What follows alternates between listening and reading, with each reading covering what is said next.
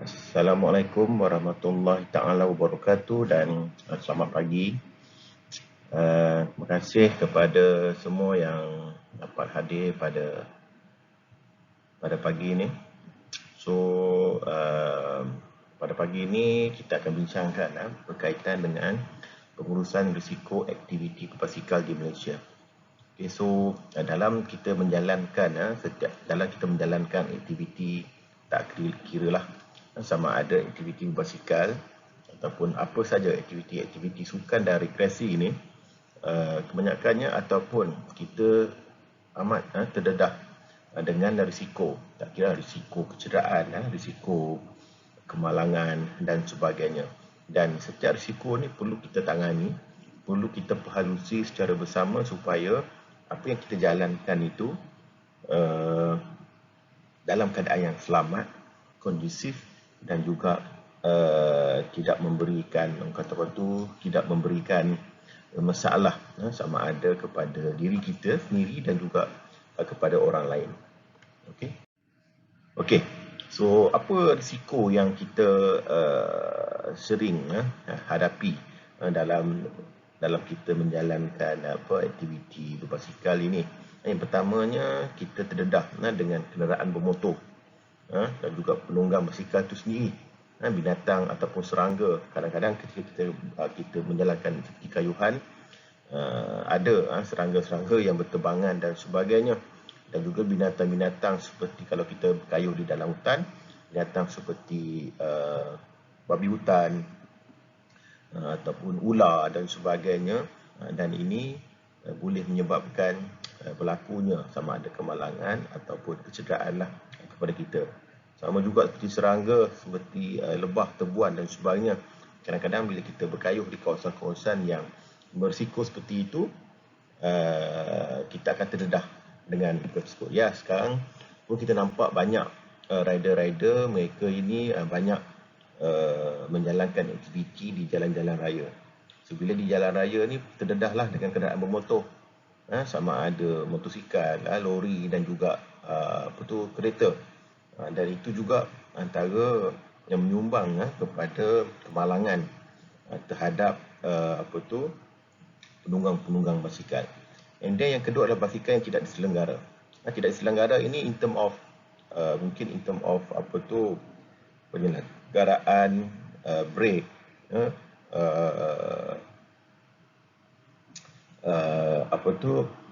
gear dan sebagainya, dan juga perkara yang mereka tidak memakai aksesori yang berkaitan seperti helmet, mungkin glove dan sebagainya, dan itu juga boleh mendedahkan diri penunggang kepada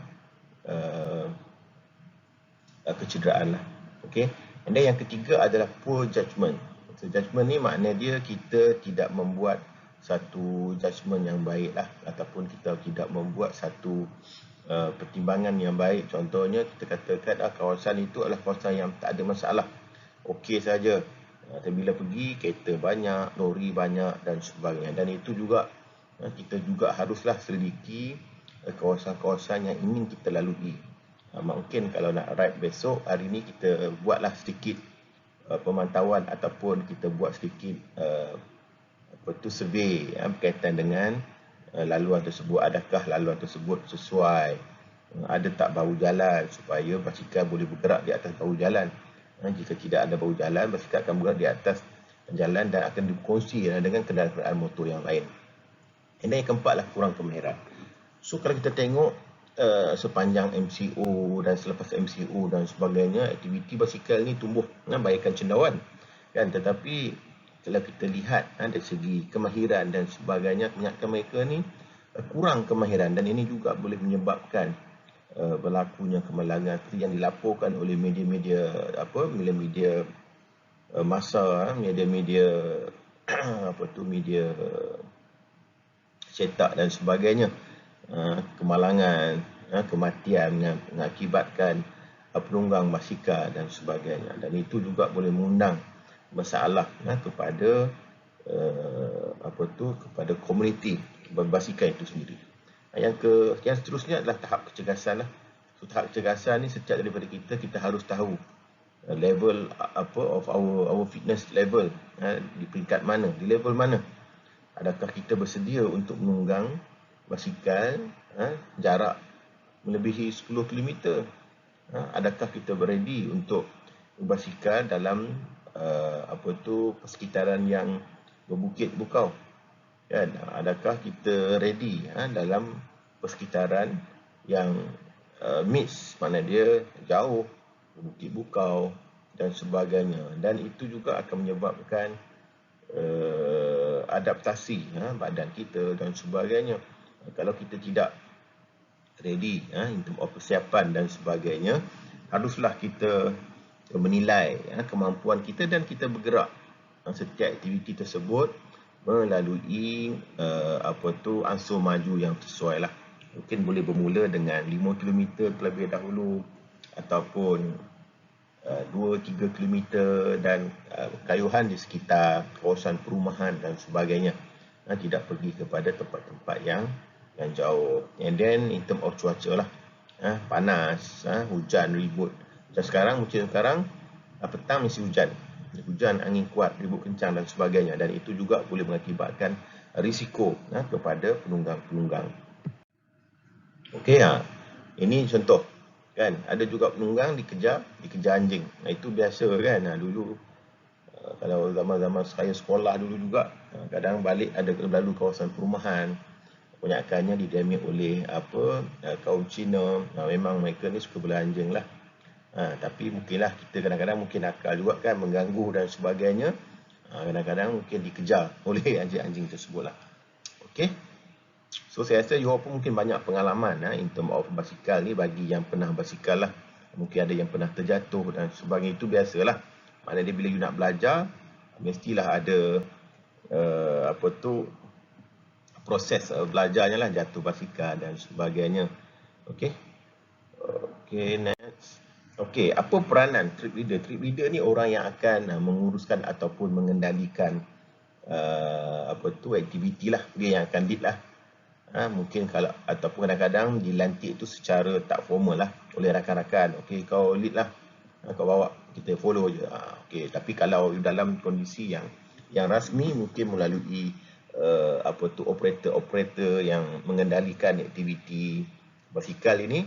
So itu tak ada masalah. Makna trip leader itu adalah orang yang mengendalikan ataupun orang yang menawarkan program atau perkhidmatan tersebut lah. Yang pertamanya apa yang kita buat adalah kita kenalkan diri. Kita ni siapa, apa peranan kita, apa pengalaman kita sedikit sebanyak. Dan yang kedua adalah yang paling penting adalah taklimat berkaitan dengan keselamatan lah. Selalunya taklimat berkaitan dengan keselamatan ni kita akan terangkan bagaimana proses perjalanan aktiviti tersebut, kawasan mana nak dilalui, kawasan mana yang you akan stop, ada pit stop ataupun ada checkpoint dan sebagainya, you akan stop lah. Okey, yang ketiga adalah review dan rancang perjalanan. So inilah yang paling penting lah, review and rancang perjalanan. Okey, dalam rancang perjalanan tu, kalau kita gunakan laluan hutan, maknanya dia perlulah kita lengkapkan diri kita ataupun lengkapkan dengan pasukan berkaitan dengan peralatan-peralatan maintenance lah. Seperti tayar, tube ataupun pump, hand pump dan sebagainya, dan juga makanan. Itu yang paling penting, sebabnya laluan hutan ni tidak tidak sama macam laluan biasa.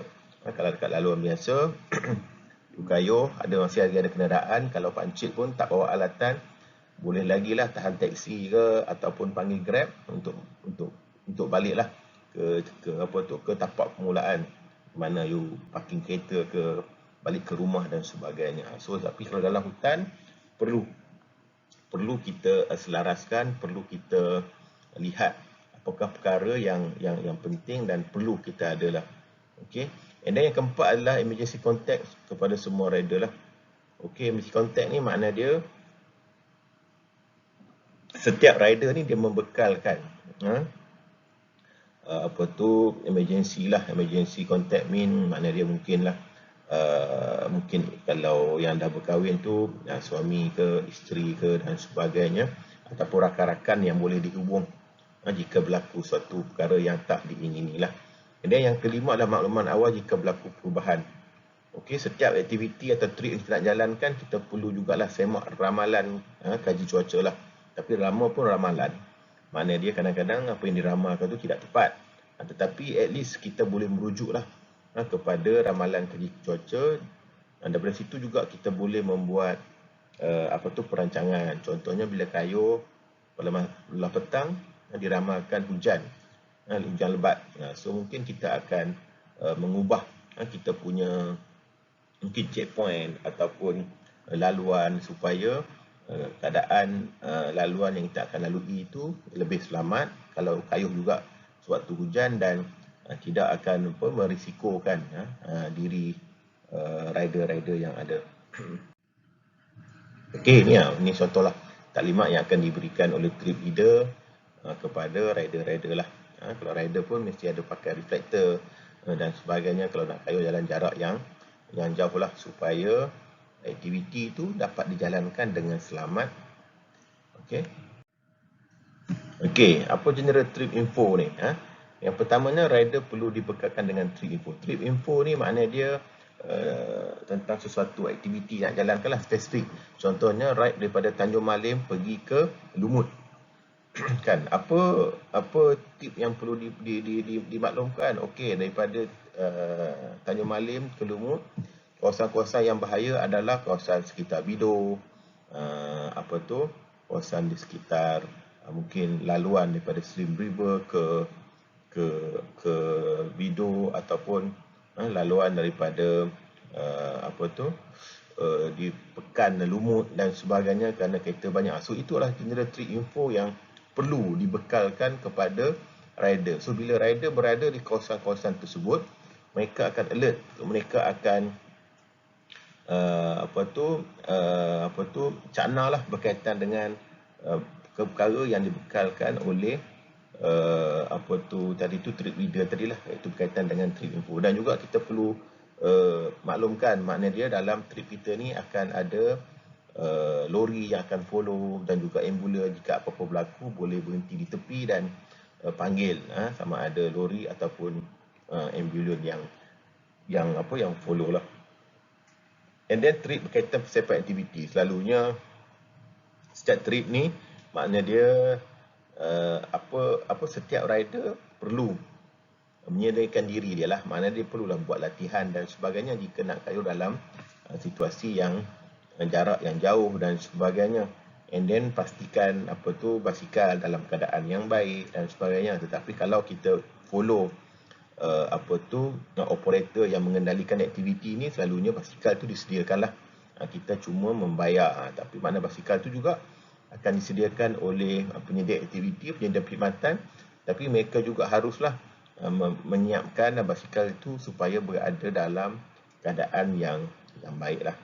And then seterusnya maklumat berkaitan keselamatan lah. Ini biasalah, itu wajib.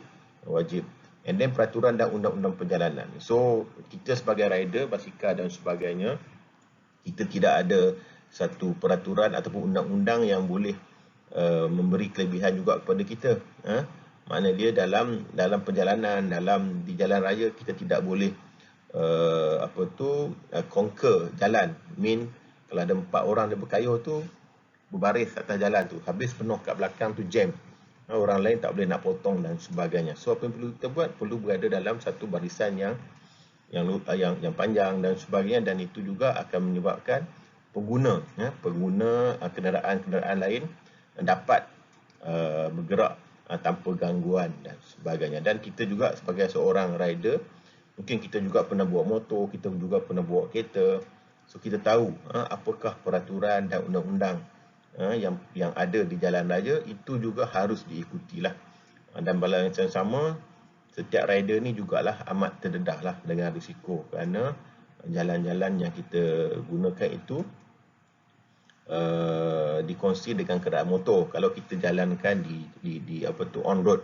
Tapi kalau di off road, masuk hutan dan sebagainya, kita juga perlu dibekalkanlah oleh trip leader berkaitan dengan mungkin dekat kawasan setengah kawasan itu tidak boleh kita buat bising, ataupun mungkin kawasan itu adalah kawasan binatang buas dan sebagainya. So kita perlu dibekalkan dan kita harus update lah berkaitan dengan maklumat-maklumat tersebut supaya kita tidak salah membuat tindakan, kita membuat apa saja perkara yang tidak dibenarkan lah di kawasan tersebut.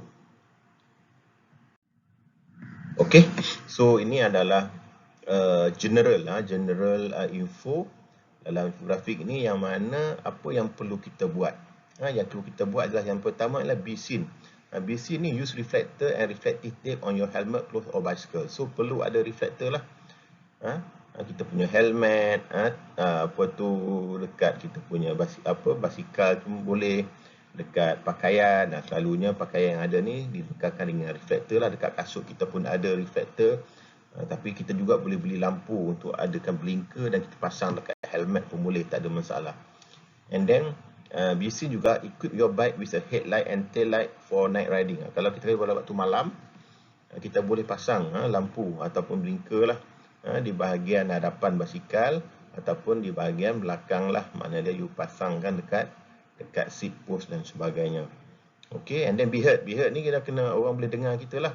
Maknanya dia kita boleh pasang loceng ke, horn ke, apa saja benda yang boleh kita alertkan orang. Mungkin boleh ada whistle. Bila you ada kawasan yang ni, you boleh bunyikan whistle dan sebagainya. Okay, and then always wear running or cycling shoes while riding.